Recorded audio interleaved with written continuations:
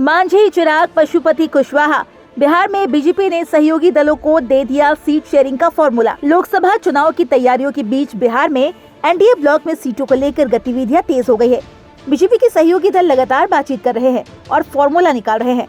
गुरुवार को दिल्ली में हिंदुस्तान आवाम मोर्चा के प्रमुख जीतन राम मांझी, राष्ट्र लोक समता पार्टी उपेंद्र कुशवाहा और लोक जनशक्ति पार्टी के प्रमुख चिराग पासवान ने मुलाकात की और सीट शेयरिंग पर चर्चा की। एनडीए के सामने इन तीनों दलों ने अपनी डिमांड रख दी है। हालांकि गठबंधन ने अलग अलग फॉर्मूले के तहत बीच का रास्ता सुझाया है। बिहार में कुल 40 लोकसभा सीटें हैं। 2019 में एनडीए ब्लॉक ने 39 सीटें जीती थी। अकेले बीजेपी ने 17 सीटों पर जीत हासिल की थी। एक सीट कांग्रेस को मिली थी। सूत्रों का कहना है 2024 के आम चुनाव को लेकर बीजेपी की तरफ से केंद्रीय मंत्री भूपेंद्र यादव और नित्यानंद राय बिहार में एनडीए के सहयोगी दलों से सीट शेयरिंग को लेकर बात कर रहे हैं। सूत्र ये भी बताते हैं जीतन राम मांझी की पार्टी ने 2 सीटों पर अपनी दावेदारी की है।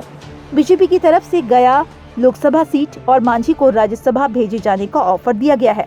वहीं उपेंद्र कुशवाहा ने बीजेपी के सामने 4 सीटों पर दावेदारी पेश की है। इसमें काराकाट, जहानाबाद, सीतामढ़ी और झंझारपुर या सुपौल में से कोई एक सीट का सुझाव दिया है। सूत्रों की माने तो विजेंद्र उपेंद्र कुशवाहा 2 सीटें देना चाहती है।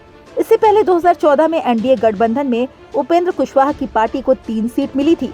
चिराग पासवान ने 2014 और 2019 की तर्ज पर बीजेपी के सामने 6 लोकसभा सीटें और 1 सीट राज्यसभा में दिए जाने की मांग रखी है।